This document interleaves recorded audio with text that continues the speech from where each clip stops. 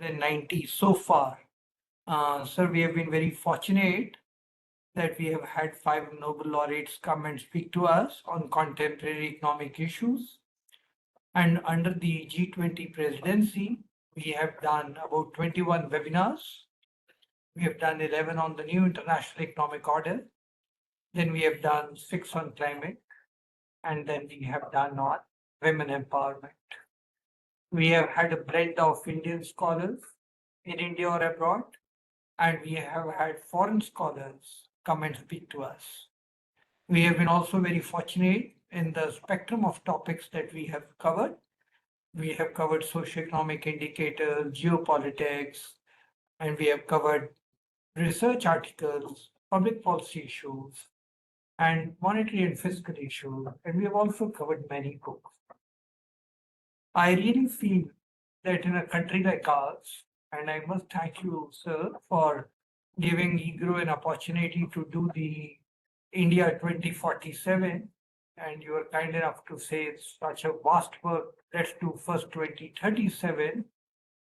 And while I was reading your book, I was surprised that you have also spoken about India at 2050 or something, where you are talking about the Viksit Bharat, which the Prime Minister is now talking about.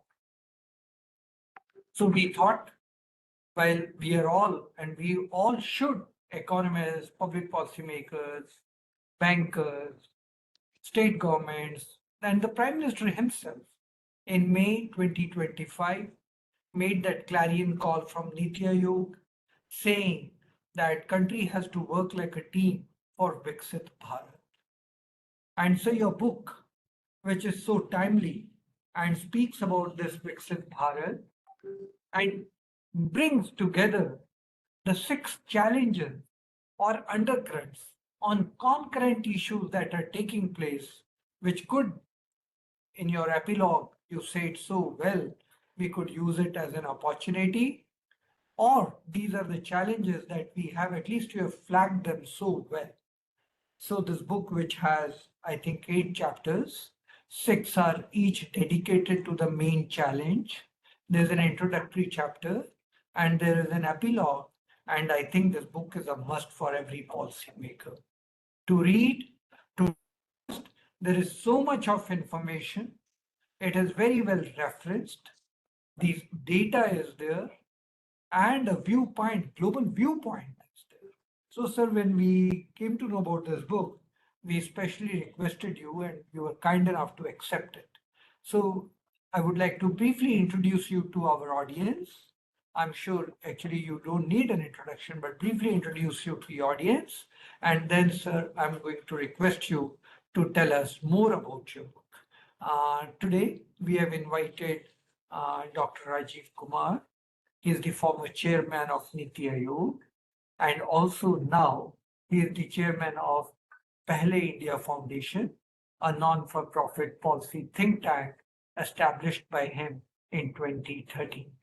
He has had a spectacular career. He has been with academics, government, corporate sector, and multilateral institutions. He has served in the government as economic advisor in the Ministry of Finance from 91 to 95, vice chairman of Niti Aayog from September 2017 to 22. In the corporate world, he served as the chief economist of CII for 2 years, 2004 to 6. And then he was the Secretary General of the FICCI from 2011 to 2013. So he has a very wide spectrum of experience. He holds a PhD from Lucknow University in economics, a DPhil from Oxford University. Several universities have honored him with an honorary D.Litt degree. And then he was awarded in 2023 the Order of the Rising Sun Gold and Silver Star of Japan. Because of the interest and because he had done significant contributions to enhancing economic ties between Japan and Indians. So with this brief introduction of Dr. Rajiv Kumar, I'm going to invite him to talk about his book, and then I have read his book, so I have a few queries, and then we'll open it up to the audience. Over to you, sir. Thank, thank you very much, Charan, for that very gracious introduction, that you've given. Thanks a lot, and it's wonderful. It's a privilege to be here on EGROW webinars, where you said there have been Nobel laureates and so many other prominent, eminent people who have spoken here. And thank you for arranging this and about the book.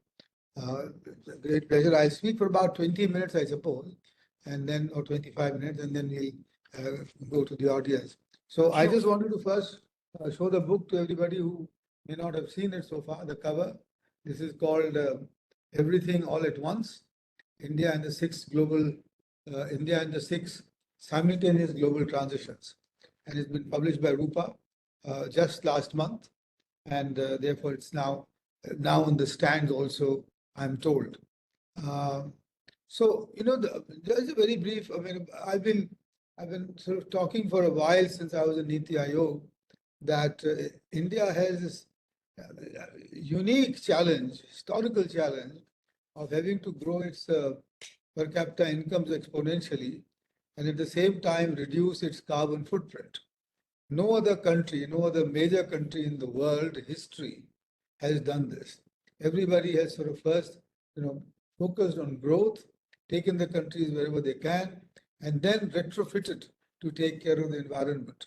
I mean, there are some famous cases, for example, the mercury in the Tokyo Bay, or the Thames River Thames, where it was said that you couldn't, put your hand in, or the Aral Sea in near Turkmenistan, which the southern part of which is completely dried up because the water Amu Darya doesn't reach there, and so on. Amazing number of cases. And China is also another example where they just went full blown on the growth and didn't care about the environment. Now my plea, and this is where I start off, is that India can't afford to do that. Without, given the historical circumstances which we delineate in the book, etc., at great length, this is the one challenge that we have to tackle, and which will require us to think very differently, from what has been done so far. So, if there is a Kuznets curve, there could be a Kuznets curve between growth and natural capital or something like that. So that is what has been in my mind for a while. And then 18 months ago, I suddenly saw, it dawned upon me that this is not the only challenge that we have. There are so many other transitions going on at the same time. So climate is only one of them. And when I started looking at that, then, it seems that, there is, and those are the 6 transitions that we have taken up in this book. And there might be more, and I'll be willing to, I'll be really grateful if people point out to me more. But my co-author, whom I told this, Ishan Joshi, he, having heard that, one was, he said, yes, this is it, sir, and insisted that we put it down together in a book for a public discussion and in the public domain, because he said that these are far too important for policy making. And now, of course, President Trump has put all of these middle and center of global attention and the attention of everybody. People from Kenneth Rogoff onwards are all talking about these transitions and so on. So what are the 6 transitions that we tackle in the book? And I mean, one is Pax Americana, which is that since the Second World War, it was a very clear situation that America was America underwrote the global world order. America was the dominant power. And to begin with, there was a bipolarity between the Cold War, but since 1989, 1991, it was the only hegemon in the world. And they took it upon themselves, and they were the Jandar. They were in Hindi, you could say, they were the Daroga who ran the world, and the world ran according to the American rules, if you like. Now, this Pax Americana, what we say in our first chapter, is that, anyway, the second one is the inexorable rise of Asia. and this has again happened, to begin with, after the Second World War, the Europeans took off and the Americans took off, but now I think since the beginning of this century, and even prior to that, with the rise of China, 1990s, there's a 250-year blip in human history where Europe and the New World rose while the old world, which is Asia, sort of went down, as it were. Their share in global trade went down. Angus Madison is something that one should read all the time. In 1850, as late as that, and much earlier in first century AD, is much higher. Even in 1850, India and China had about 18 and a half and 17% of world economy, about 35% together. And in first 80, it was more than 50%, which is why people came looking for India and China. But that took a decline in the colonial period from 1850 to, let's say, to 1950, and then further on until 2000. But that's now reversed, and it's very clear that Asia, the old world, is rising, and Asia therefore is an important entity. So that's the second big transition that will take part. By the way, the third here will be very soon Africa, which we have not tackled in this book, but 1.3 billion people going on to 2, youngest population, etc. So that's the second. But third is the geo-economic transition. Let me go into details. Geo-economic transition, basically, one-liner is that Thomas Friedman's "The Earth is flat" is just no longer flat. It's full of precipices and crevices and steep falls and so on. And also Fukuyama's declaration that the end of history was too premature. The history is being written as we speak. The fourth is the transition from the role of OECD countries, or the role of, more particularly, the G7 countries, and the rise of the global South. Today, the fact is that the 7 leading emerging economies, including China and India, their share in world GDP is more than that of the G7, and their contribution to global growth is appreciably higher than the G7. So that's the other big change that's happening, and we need to have an eye on it. The fifth is, of course, technology. The fifth industrial revolution, fourth industrial revolution, the post IT, post internet revolution, what is AI and the GPT, and basically the onset of the road towards singularity, where now people are talking about artificial intelligence being, becoming more pronounced or more dominant than even human intelligence. So that's the big one.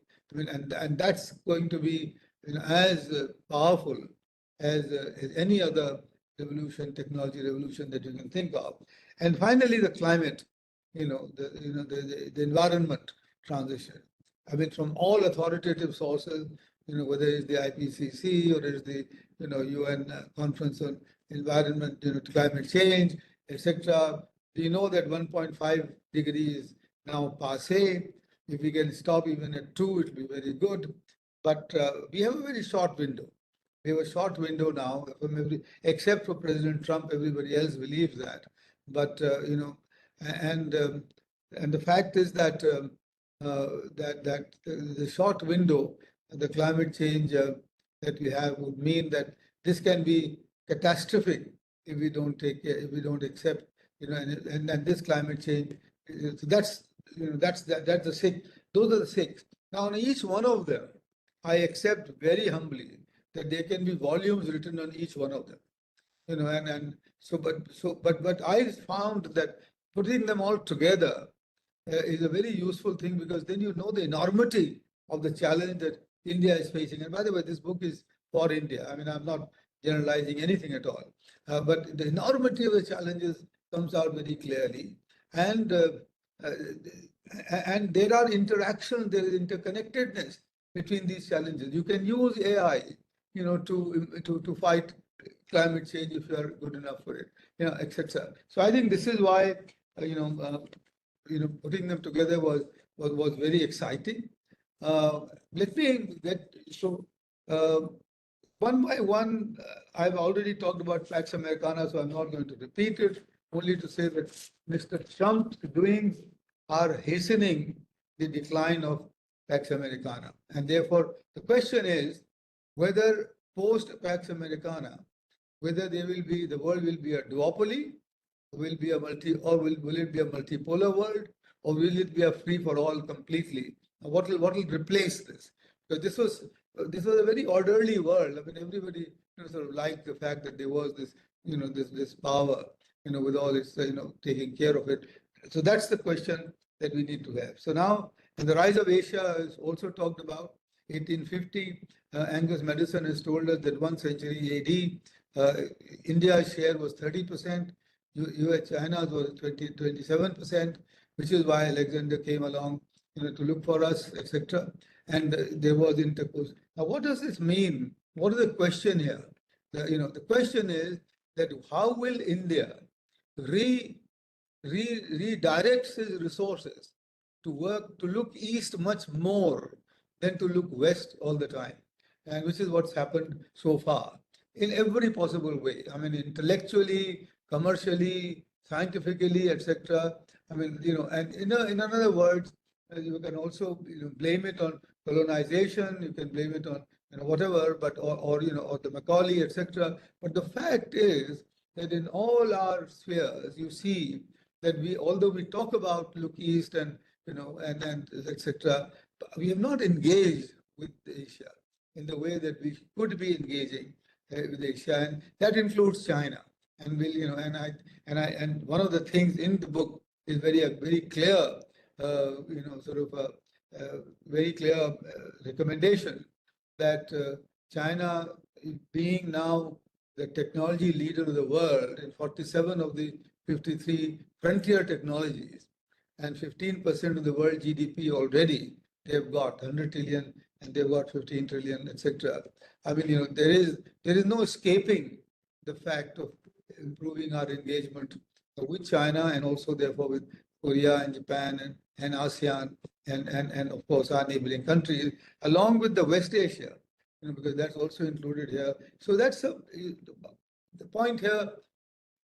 Have we changed our mental focus away from the transatlantic to the Indo-Pacific?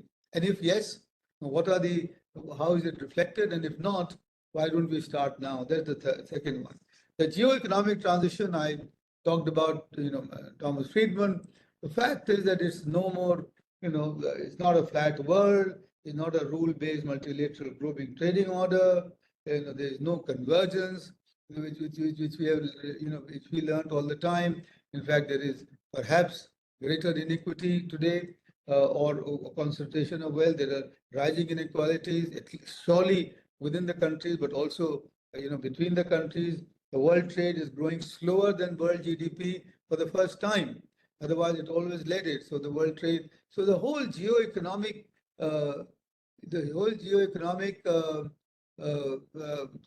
situation in the world has undergone a massive change here. And what we are facing today is a kind of a result of the accumulation of all of that. All the things like the role of the WTO, the IMF, the World Bank, the Bretton Woods, even the UN, all of them have they need to be remodeled on the basis of what the economic reality is. So that's the big geo-economic transition that's happening from the OECD to Global South. I mentioned again that the Global South and Africa in particular could be a much bigger focus on this, than what we have had so far. And then coming to technology, we all know about artificial intelligence, and what it can do. The sort of, I hope all of us are using the chat GPT here and things. But the point is, how can we use the artificial intelligence, the new technology, to our advantage, to be able to tackle, how will we use it to our advantage, to nurture human capital, to reduce the burden on nature and natural capital. What is it that we can do to, and what is it that we need to do to come to terms with it in terms of our skilling, in terms of our education? Can we use it to, improve our educational capabilities, etc.? So AI is not to be seen as a threat, but as an opportunity that we need to work at, and how will this happen? And finally, the climate change. And here, now it's clear to me, Charan, that adaptation and mitigation are not going to suffice. And we say that in our book. What you need is carbon removal from the environment. And that requires carbon sequestration. And what are the processes that we are doing, for that? But more important thing is that we in India, all of us, including our policymakers, should honestly take this seriously. I find that there is some that there is some verbal sort of references to it, but in actual practice, we don't. I still don't find, and that this threat, this challenge, big challenge, and remember, if the sea levels rise by 6 inches, we will have millions of environment refugees flooding into our country. That is what our geography is. If the Himalayan, what is called the third pole, if it suffers from the Asian brown cloud, which has got all the carbon settling on the snow peaks, and which therefore they retain more heat, and the glaciers keep receding, and they're already receding at more than 4 meters a day, and Kedarnath and others are evidence of that. Then our perennial rivers, which have served the civilization for centuries, will not remain perennial. So our threat is real, and actually that's something. So so these are the 6 transitions described, in a very short way. The question is, what can we do? Can we do something? And the bottom line in our book is that business as usual will not do at all. We just can't carry on with what we have been doing for the last 70 years. We need to rethink the entire development paradigm for ourselves, and we need to get away, from the sort of, the well-beaten track of, that we have followed, and I can go into details of that. And I think the one thing that we offer there is that why don't we switch from looking at GDP to something what we call in the book as gross welfare product, which has 5 or 6 components, including per capita income and the cost of natural capital, the education, the health, and the growth of the per capita income of the last decile. So that is what, it's quite amazing to find that this concept was given by Deen Dayal Upadhyay many decades ago, but then was repeated by a French economist who was the chief economist of the World Bank, called Francois Bourguignon, who talked about saying that no point calculating average GDP, calculate the growth of the per capita income of the last decile of the population. Now, this is something which will be completely, which will be revolutionary, which will be radical, but is in keeping with our ethos. It's in keeping with our civilizational ethos, keeping with our societal practices, that we take care of those people. Can we do this? And why should we not start now? And so that's the bottom line. Business as usual will not do. And I think maybe I'll just give one more example and then keep quiet, which is that, for example, the carbon sequestration thing, which has been my passion since I was a Niti. Industrial agriculture, the green revolution that we did in 1960s was wonderful. They gave us the food security. I was in school when we imported PL480 and we used to live from ship to mouth, and we beat all that. We got our food security. But no longer is it going to be useful. Because why? The return on fertilizer has declined from 12 kilograms in the 60s to now 5 kilograms. In terms of incremental output. So that you need to put more and more chemical fertilizer into the ground. What is the result? The result is that as you put more fertilizer into the ground, you push out carbon from the soil, and therefore the organic soil carbon content in the soil which was 2.5% in 1947, and 1.5% is required to keep the land arable. Today, the average content in the world, in the country, believe it or not, is 0.3%. The Institute of Soil Sciences, Bhopal, and ICR Institute gives you that figure, 0.3%. We pretty much converted our land into a non-arable land, all over the country. And what happens with chemical fertilizers is that more and more groundwater is used. Up to 80% of groundwater is used for agriculture. India is a water-stressed economy. Already our per capita water availability has declined significantly. Groundwater now is full of poisonous materials all over the world. And because of eating the food that we have, the nutritional quality of the food is so poor, and there are figures that are given in the book. But moreover, you've got this thing called the cancer train, which runs from Bhatinda to Bikaner, because all the farmers who are using this urea irrationally because of policies that we have end up having cancer, and so do the consumers because of all the herbicides and pesticides. So what? Now, Green Revolution had given us all the good that we want, but today it's clear that if our food demand is going to go at 2.5%, because our incomes will grow at 6, 7, or 8%, and if our soil quality is declining, which the Prime Minister talked about in his August 15th address, then the nutritional security, I don't want to talk about food security, but nutritional security, ecological security, water availability, all is now is being jeopardized and will be affected as soon as you can. So therefore, we need a new paradigm for Indian agriculture. And at 43% of our people being caught in that, producing only 18% of our GDP, so that the productive levels are low, farmers' incomes are, farmers' distress is true. So you need to put our heads together to find an alternative to the Green Revolution that has taken us for the last, 60 years and taken us. Now, what would this be?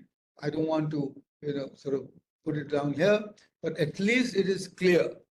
And therefore, ICAR, with its 123 research institutions and all the agricultural universities that we have in the country, must now have this as the focus of their work. What is the sustainable paradigm for agriculture, which will give us nutritional security, ecological security, health security, and consumer welfare? Let me end there, because that is something that there are let me end there and then open it up to questions. Thank you. Thank you very much. It was really a very good summary of your book, which you have shared with us. And I have myself read the book and found it very, very exciting. I totally agree with you that what is the definition of Viksit? That we really need to be more precise. Now, obviously, one issue that can come up is if you're going to follow an index approach, then what is the right index that we should have? You are proposing the welfare index, which is composed of many others. There have been the happiness index, and there have also been a human development index. So that then becomes one issue, that what is the right index. But even if we look at the per capita income, which Angus Madison, which you have quoted repeatedly in your book and even in your presentation, if we look at the per capita income of India in 1600, it is 782, which is higher than that of China, which is $690. And so if we look at the per capita income of the India in 1700, it is 719, and America is only 550. But if we look at the per capita income in 1850, which you have mentioned, now UK's per capita income, after looting India as much as they could, is 4,500.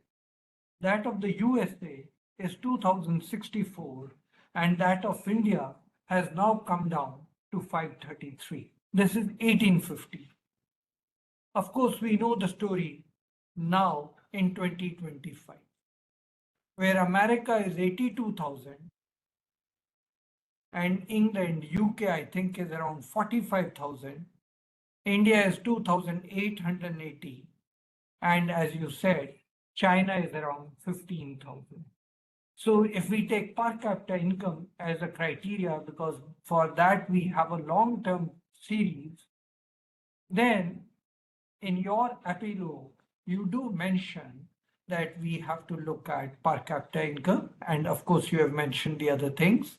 But sir, I feel that if we take the threshold of 14,000 or 15,000 per capita, which is okay, but by 2047 or 2050, that threshold is going to move to 17,000 or 20,000. And if we do that, then the growth rate of the economy will have to be in the range of per capita, which is around 5.5% now, will have to be in the range of easily 8 to 9%. So that is one challenge we have. As far as the as far as your presentation is concerned, I totally agree with you. The cross currents are massive. And within this cross current, now we have to rise. Now, I think even if we stick to per capita income and do not digress into other indices because they will attract different type of criticism. We ourselves did not accept the Human Development Index. We did not accept the Happiness Index. We said stick on to our per capita income. And now if we digress, there is every possibility that people will say on the per capita you have not been able to come up and therefore you are digressing. In any case, there are fantastic examples of Korea which grew from 1969 to 1989 at 8% without a problem. And during this, we had the oil price crisis, the 73 decoupling of the gold from the US dollar, massive challenges.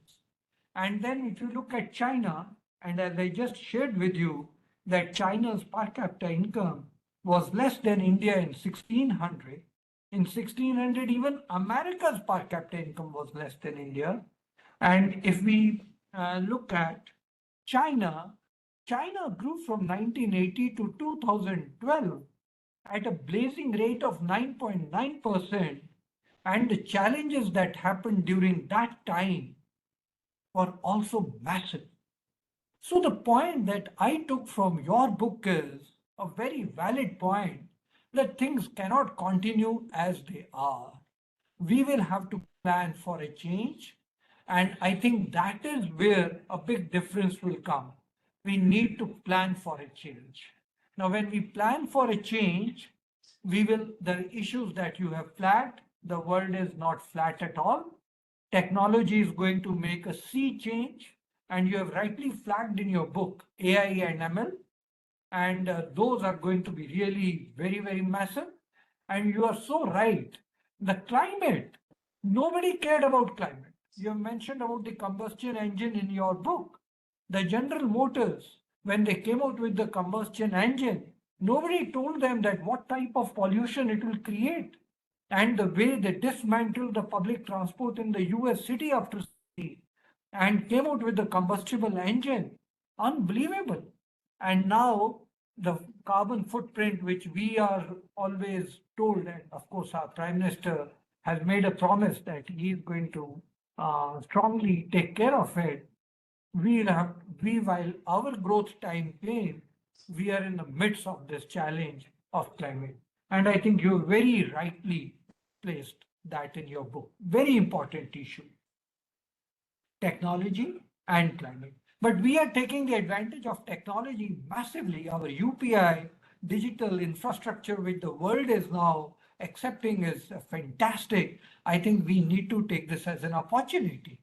Also, as you rightly mentioned in your book, if we are going to have the technology, the job losses in China are also going to be massive. So, in this tectonic shift which is taking place across the globe, because of the first three chapters that you have written so beautifully, where you say Americana rising and where is it heading to?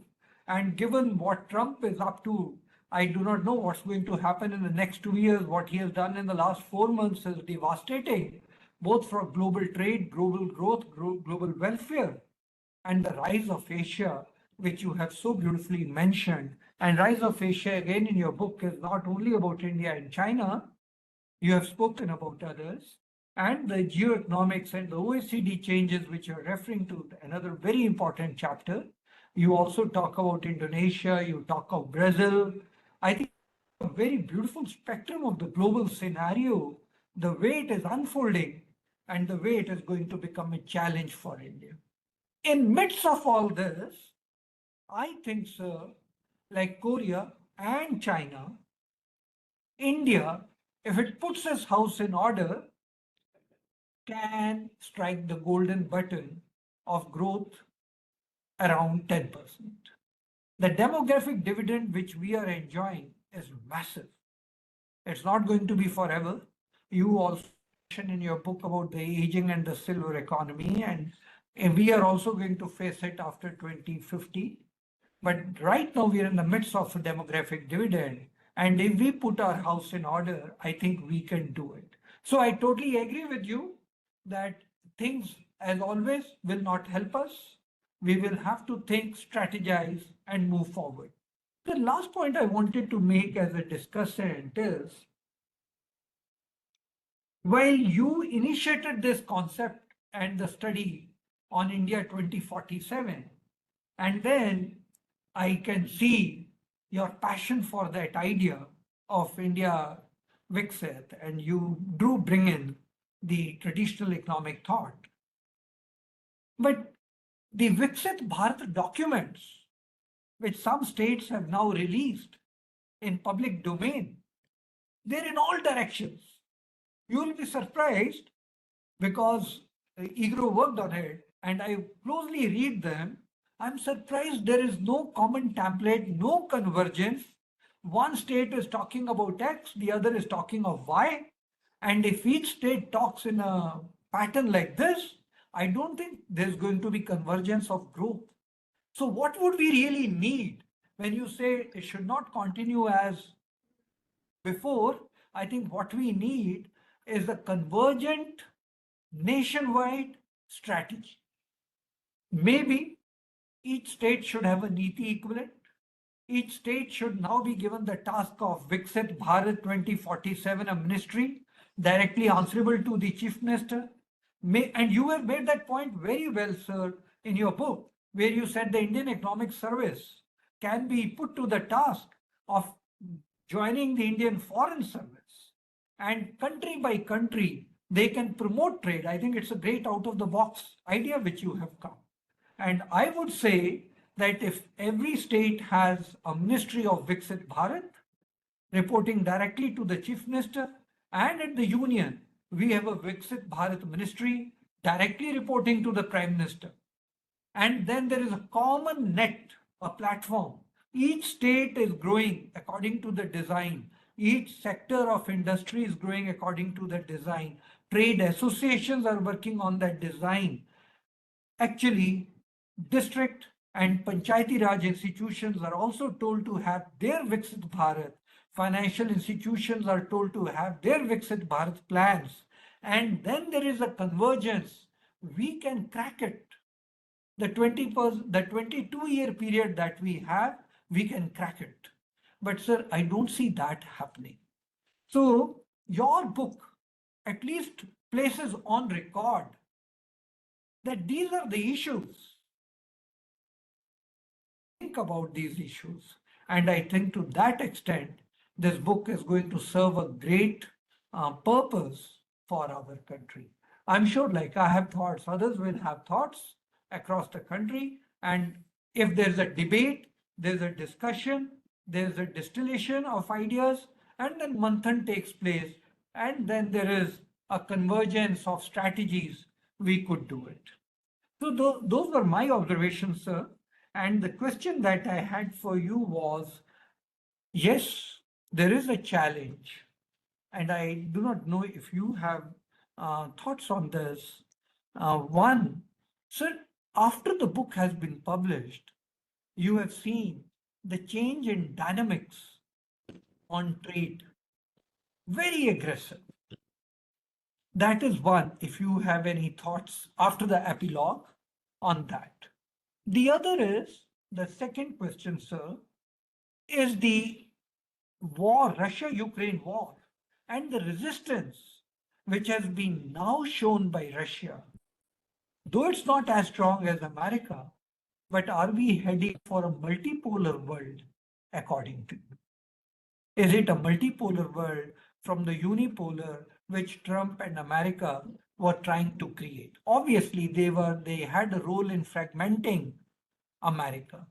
I really don't know if they have a plan to fragment China, or China is vulnerable or open to that fragmentation, which Gorbachev probably gave an opportunity to the Americans. I'm not sure. So, are we moving to a multipolar world from the unipolar world? According to your own book, the feeling that I got from reading your book is soon, by in another 50 years, not 50 years, by 2050, the aggregate GDP of China would be more than that of America. So that shift is going to take place, but India is way behind. Yeah. So the last question, sir, that I had for you was, when we speak about the India's global position, and you've been an economist of eminence, right from your education to your vast experience in government, in corporate sector, I have a feeling that per capita income should become the benchmark and our objective and our focus from aggregate GDP should not be as much as it is now. So I'd like to have your view, sir, before we open it up to the audience. Thank you, Sharon. You've raised a whole lot of important issues. But with your permission and with due respect, may I disagree with you, especially on the GDP question. Because that is economics as usual. And the fact that people will say that you have chickened out or this, that, and the other is neither here nor there. The fact of the matter is that if you wanted to become an OECD member and have your per capita income at $20,000 in nominal terms, you will have to grow at from now until 2050, 2047, you'll have to grow at about 9.5%. But that's not the issue. That maybe you can tackle it. But in the wake of that, you will leave a country which is devoid of its natural resources, where the rivers have dried up, where the cities are so polluted that you can't live in them, where there is water scarcity of the sort that there will be water wars between states and in the cities, etc., and your agriculture will be totally poisoned. I mean, do we realize that today microplastics is found in the mother's milk in some states and some districts of the country? So the question is that we have to show the world a different way of saying that, look, we are not after material growth only, but we are after material growth which is balanced with nature, and which is balanced with nature and which takes care of all the people in our country, because that's the Antyodaya, and therefore you have to put this economics on its head. I'm just Adam Smithian economics or Kuznets, GDP, etc. There's a person with the name of Dattopan Thengdi who is very right in saying that in the present calculation of GDP, all the illicit activities of the country are included there, and all the work that the female that our women and our mothers put into the family labor is not included. So GDP, is time to challenge it. It's time to challenge it because for our own existential reasons. If we continue to get our per capita emissions are very low, but they're still rising. And if they keep rising at the rate at which they are at the moment, and if we keep using thermal power, and coal, at 78% of our total energy consumption, there'll be nothing left of us. You know what's happening in major cities of this country. You talked about, the internal combustion engine. We are following the same model. While our urbanization has to be totally different. It has to be based on, green public transport and, and which is the best for everybody. So look, I know it's difficult, but the point is that if you and I do not take up this challenge of saying that we will define you a new index, after all, President Macron commissioned Stiglitz and Amartya Sen to do a new Stiglitz, but nobody, because of the dominance of the American Anglo-Saxon world, nobody looked at that. And Kerala has shown, that you can achieve OECD levels of human development indices at much lower per capita income levels. So, in our, and I just one, our ethos is not that. Our ethos is the Kabir ethos, which says, Jab aave santosh dhan sab dhan dur saman. We are not into the material world. Reusing, recycling, refusing is a part of our tradition. So we have to build on that. So, again, as I said, I know I've done GDP calculations all my life, but it's time to get away from that because it will not take you where you want to go. That's one point. The second point, Charan, is that I think you hinted at that, which is that India is much bigger in population terms, and maybe I don't know in area also, but surely far more diverse than the whole of Europe. And can you think of Brussels running Europe? No. And our diversity is tremendous, from Mizoram to Maharashtra, from Srinagar to to Tamil Nadu.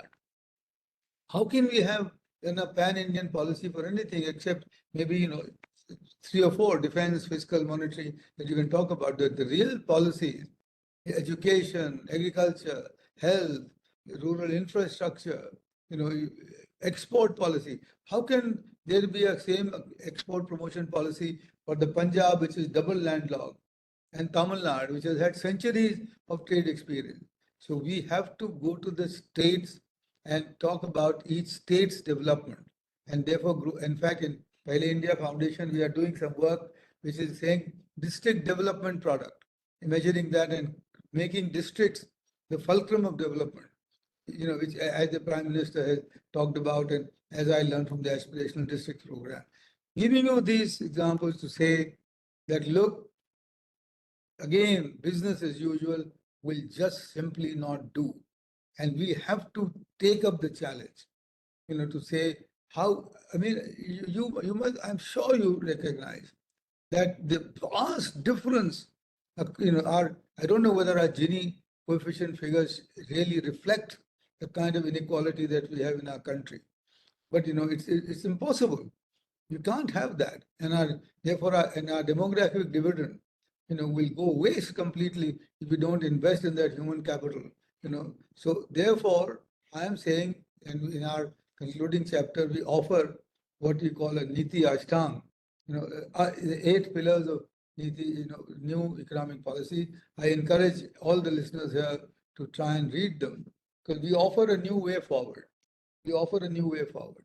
And we say that, look, this is the one to take because otherwise, we'll just go on as we've gone on. And for example, in agriculture, I've been a proponent now for the last 5 years, massive, a very strong proponent of what is called Prakritik Kheti. And I'm already doing some very big research here in Pehle India on trying to prove the feasibility and the viability of natural farming, zero chemical farming, to provide us with nutritional and ecological security. So those are the ways to think. So pardon me, but I mean, I had to say this because after all my years of nearly 50 years of experience of working with conventional Adam Smithian economics, I think it's time now to junk it. I would agree with what you are saying. I think it's time to junk many things. And I would like to read out this Ashtanga, the 8 pillars of transformative policy reforms, which you have in your book. And these are very well summarized towards the end of the book.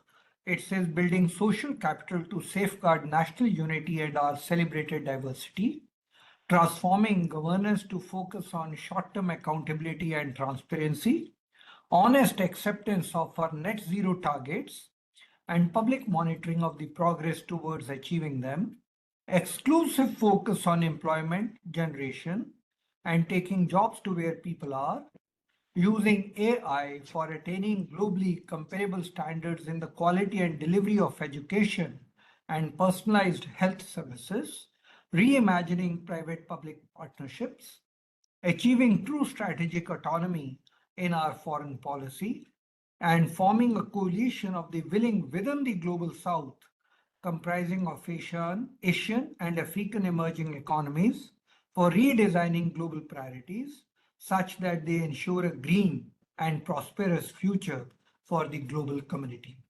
So these are the 8 points that you have made, and I think that's very good. And the gross welfare product concept which you have introduced speaks about growth in per capita income. That is the point that I was making, that per capita income should become the pivot. Progress towards achieving net zero or the annual reduction in per capita emission.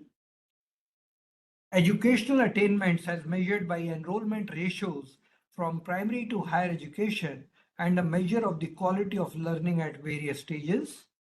Composite health indicators that reflect overall health status but focus more sharply on children's and mothers' health condition. Access to public services, including DPI, and the rate of growth in per capita income, again per capita income, of the last decile of the population.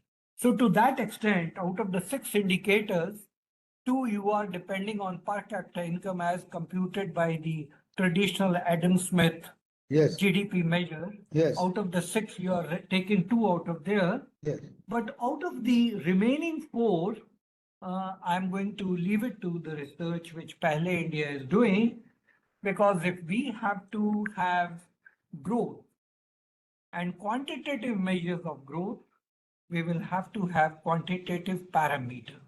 Yes, And once to develop those quantitative parameters, I think lots of research will have to go in, of course. because otherwise there is going to be criticism of you are replicating human development indicators. Yeah. But sir, I am totally with you. A country which has so many universities, which has a tradition of 5,000 years. We have the Arthashastra, the oldest, much older book than Adam Smith. We have the concept of hundi much before the Western world ever thought of a banking instrument. If we can come and show to the world what economic parameters should be, I think we have done a great task. So I'm totally with you. If we are able to develop quantifiable parameters which can challenge the Human Development Index and happiness indicators, I think we have done a human service to the country. Let me, sir, now open to the audience if they have any questions. Can you raise your hand, please? And we can give an opportunity to directly ask the question to the author. Otherwise, I'm happy to read from the chat box, in which there seems to be quite a few questions. So what would you prefer? Would you like me to read from the chat box, or Somebody has should Abhishek I raised do? his hand. In the chat box, there are quite a few questions. Abhishek has raised his hand. Right. Abhishek, do you want to ask a question directly, or you want to put it in the chat box? Whatever you prefer. He lowered the hand. Please load that. Sir, in the chat box, there are a couple of questions. Am I audible? Yeah. Yeah. Uh, Good afternoon and good evening, sir. My question to you is that, regarding technology, you said about the AI, but the condition of India, how much India is ready for adopting AI, and even today, the gap between the rural and urban economy and the lifestyle, we can see. The how technology people, especially in the rural area, will adopt AI or any other technology upgradation? How will they be able to adopt it? Yes, thank you for the question. And you know that India has a very vast pool of people with digital skills, and they serve the other for other countries, and they can also serve our country, and they are already doing that. For example, you know that UPI, which is the payment that you can make directly from your phone, has more than, I think, 40 or 12 billion transactions per month, and it has reached every village of India. You can go to any India. 880 million phones, are there, smartphones, and all of them are using the digital based UPI. Now that's the first that's a great example of what you can do with this digital technology. Now taking it forward to AI, what, for example, you could do is, as is already being done. I forget the Nandan Nilekani is leading that effort to say that every textbook can be automatically translated into your mother tongue. And there are software programs being written in IIT Madras as we speak, which will translate. Or you can just go to the website, and whatever language you find your material in, you can get it to translate it into your mother tongue. Now imagine the kind of boost that young people will get if they can get all these, which we can all the material in their mother tongue. Secondly, for example, the AI, you can now, today, Sam Altman, the founder of ChatGPT, has come out and said that he expects India be to the greatest user of ChatGPT and of AI, because already there are about, I think, something like 400 million ChatGPT users in India. People are asking the questions, getting the answers, and solving their problems. That's the use of AI. So AI is being brought to the people at large, and will increasingly become more and more available to the people at large. And it is through AI that the costs of medicine, the cost of health, the cost of protecting your environment, all of them will come down. So I think that is why I'm saying that now AI, for example, I don't know whether you use DigiYatra or not. Today you go to 20 airports in India, 22, and you don't have to go through any security check as long as you have a DigiYatra app on your phone, which is walk through. Takes me 3 minutes to get to the gate. So that's the first part of the question. On the second part of the question about rural and urban, of course, I talked about inequality, and it is shocking what the inequality is. But then you have to think about a different paradigm for agricultural development, which will remove this, and not continue with the same. So that is why when I was in Niti Aayog, I had suggested a whole program of creating agripreneurs who will go there to the fields, work with the farmers to pool their land, which can then be taken as equity. And there are FPOs already, the farmers producers organizations, and very successful in Maharashtra, around Nasik and so on. And that thing can be just replicated. So that's so that is what you need to do. Somebody just raised a question in the chat box saying, what is the use of AI without electricity? But that's not true any longer, because I mean, I know that it's not available 24/7, but at least all our villages are now connected with electricity. And if other states, and this is why important, other states follow the example of Gujarat of separating the agricultural feeders with rural feeders, rural household feeders. If electricity can be available to households 24/7. Plus, the very big emphasis that the Prime Minister and the government is giving on solar rooftops. Electricity, the whole electricity generation can now be decentralized completely. Every household can have its own electricity because of the solar generation system. So AI can be used and will be used. You just have to think a little differently.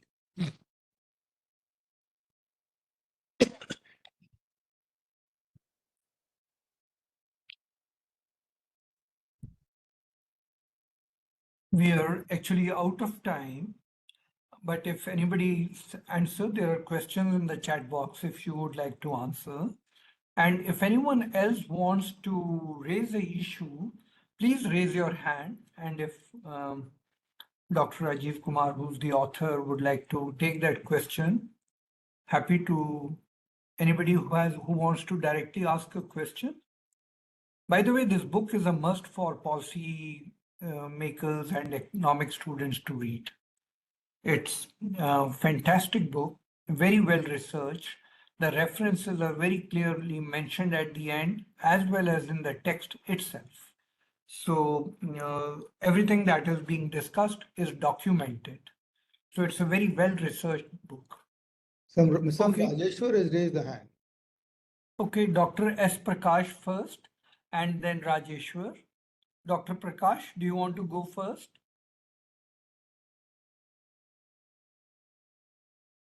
You'll have to unmute yourself. Dr. Prakash, Dr. S.K. Prakash. Okay, you'll have to unmute. General Rajeshwar, do you want to go first then? Yes, sir. Hello, sir. Now you Yeah. can hear, sir. Yeah, I can hear Hats you. off That to- is Prakash. Yeah. Yeah. Hats off to Rajiv Kumar, sir. I am a real follower of Niti Aayog and all the developments.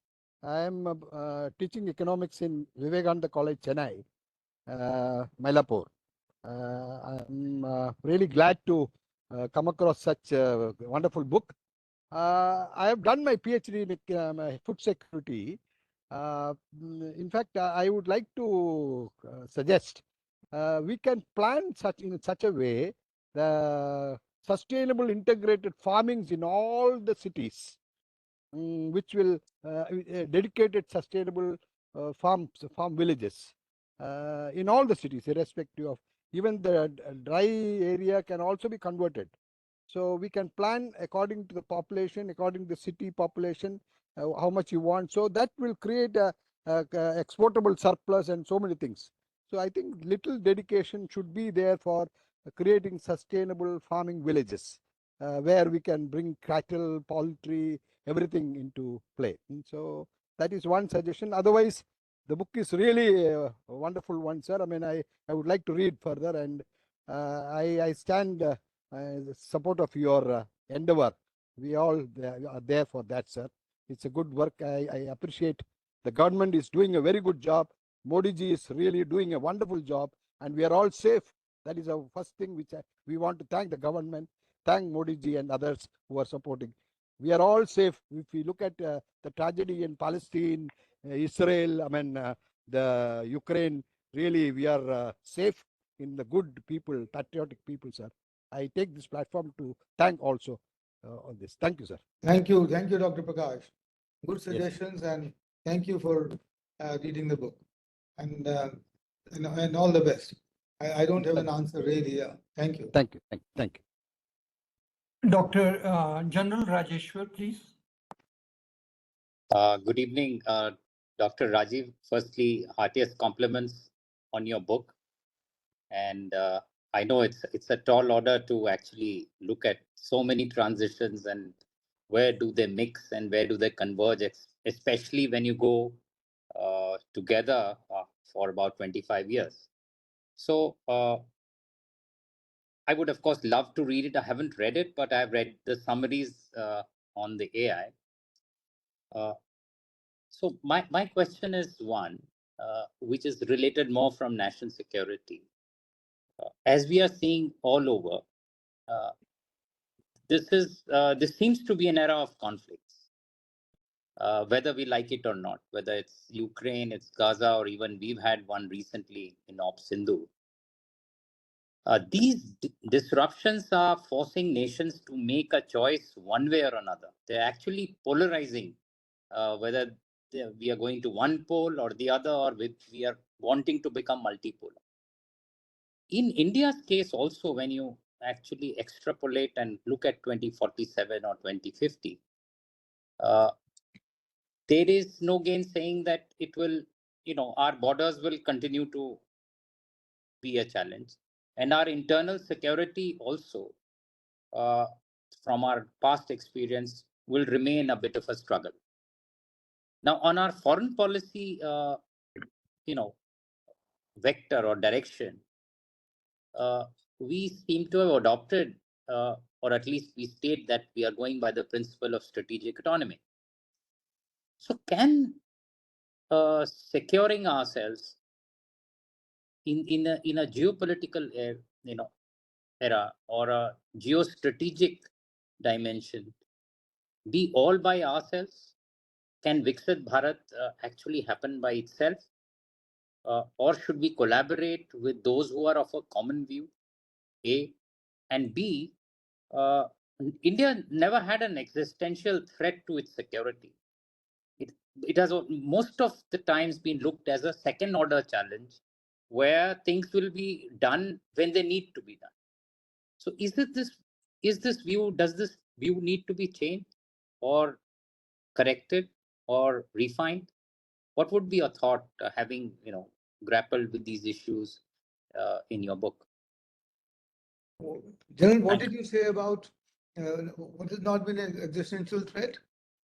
No, India has never had an existential threat as such. When you look at countries like Israel, or you Yeah. look at other countries No, which got are, it, got it, got it, got it. Yeah, yeah. okay, yeah. So thank you. Thankfully, for the second question, Himalayas on the top and Indian Ocean at the bottom, if we are secure when it's a physical security, has not been a existential threat for us.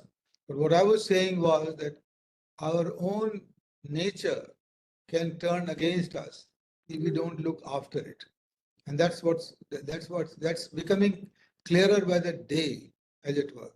And God forbid, but if the Arctic and Antarctic ice melts the way it is melting and the sea levels rise, as has been brought out by smaller countries like the Maldives and Mauritius and so on, then we'll have a huge catastrophe on our hands. And I mean, and you see all these, even the recent landslides in Uttarkashi and the Kedarnath glacier, etc. It's happening before our eyes. So that is the existential threat that we face, and we need to take care of that. That's one part of it. The second part of it is that the best foreign policy for India is to strengthen your domestic economy. That's the only way to do it. So otherwise, you don't have any leverage in the world. And look at it, as Dr. Charan Singh said, India and China had the same per capita income in 1990, same, $340 odd. And today they are 5 times our size and are able to look at the US in the eye. But until then, so therefore, let's follow what Deng Xiaoping told his countrymen. But until you get that, lower your eyes, put off your lights, and with complete focus, just focus and focus only on the domestic economy. And in the domestic economy, what we say in the book is that it is time for the Indian government, for the Indian state, to become a promotional state and not a regulatory state. The Indian government, the Indian elite must now remember that it has always been the private sector which has created the value for India. It has always been the private sector which exported goods to Rome and to Egypt, and which created civilizations like the one that represented in Angkor Wat and present in temples in Egypt. So let's work. Let the government work to promote the private enterprise and not to only try and regulate it. So thank you very much for those questions, Sharon. I'm afraid we've run out of time. So maybe with your other, I would have to move on. So I would like to thank you, sir, for coming and talking about this book. There are certain concepts in the book which are fantastic. I like your concept of competitive advantage versus comparative advantage. In economics, we've all studied about comparative advantage, but I think the way you have defined competitive advantage is very good, where you bring in the skills and those issues. I thought that was fantastic. There is a hand raised by Mr. Anthony. Would you like to take the question or you think we should close? I know we are 10 minutes Quickly, I'll above. say, quickly, if I can raise it, if I was very impressed by the statement that if per capita income of that last decile of the population is the real measurement of development of the country, not the aggregate GDP, won't then the community organization, its empowerment, administration, and governance must prevail, and cooperative movement in production of goods, in production of both agricultural, cottage, and small scale industries, its marketing, and saving and banking must flourish, and that is the only way to wave into disappearance of inequality and social justice. And local self-governments in Kerala have made tremendous advancements towards that direction of local self-government. Won't that be very important for our development? And that's my question. But if you would like to, otherwise we can pass it.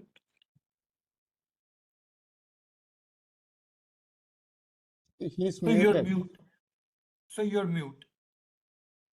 Sir, What is the question? You know, when you say the last decile Yeah, that I understood. populations, You're saying that how will it be measured? Is that the no, question? it's not the measurement. Strengthening that, the local self-governance, cooperative production of all goods, and management, and cooperative banking, those things won't be the. Mr. Anthony, cooperative. We've had a very long experience with cooperatives and cooperative banking, etc. I think we need to relook at them. And what we've tried to emphasize in our book is something like it's a cooperative, but it is based on private profitability, which is the farmers producers organization. So every farmer becomes an equity holder and not the cooperative, because then cooperative is run by some management and the management becomes unaccountable to the members and the management makes money, the members don't. All of that should be avoided. What we need is a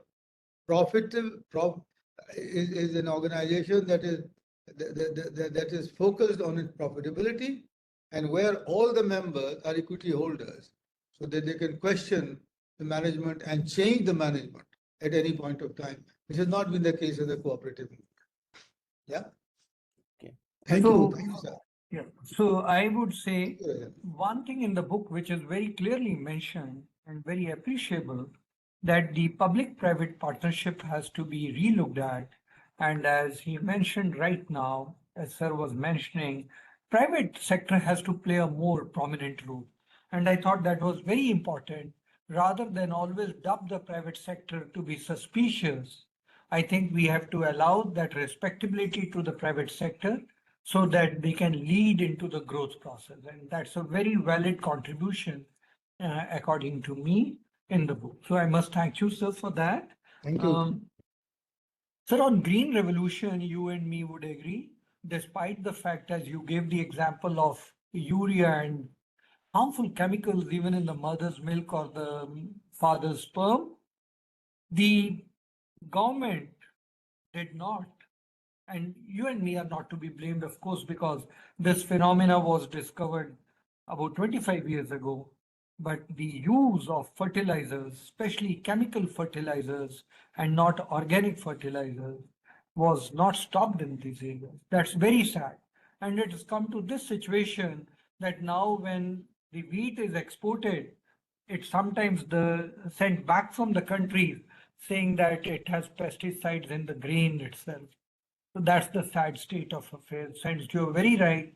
These things need to be looked at carefully if we have to become Viksit Bharat. With this, I want to thank you, sir, for accepting our invite. The book has just been released on 29th of July. Say it's just about 9 days, 10 days old. And now, as he mentioned, it is on the counters, so one can buy it. It's also available on Kindle. I had bought the Kindle version and got a copy on 29th. I think it's a must for all of us to read. Thank you very Let much. me make Thank you. Thank you, sir, So- for accepting and coming. Bye. I also want to mention next week we have a discussion on India's growth story, past, present, and future, and we are going to be uh, joined by 4 people, and one of them is the chairperson of the Prime Minister's Economic Advisory Council. So I would welcome you all to please spare time. It is August 15, and because it's August 15, Independence Day, I thought it's important that we have a discussion on India's growth story. So I would welcome you all to please join us on next Friday in that discussion on India's growth story. Have a great weekend and look forward to meeting you all again next Friday. Thank you.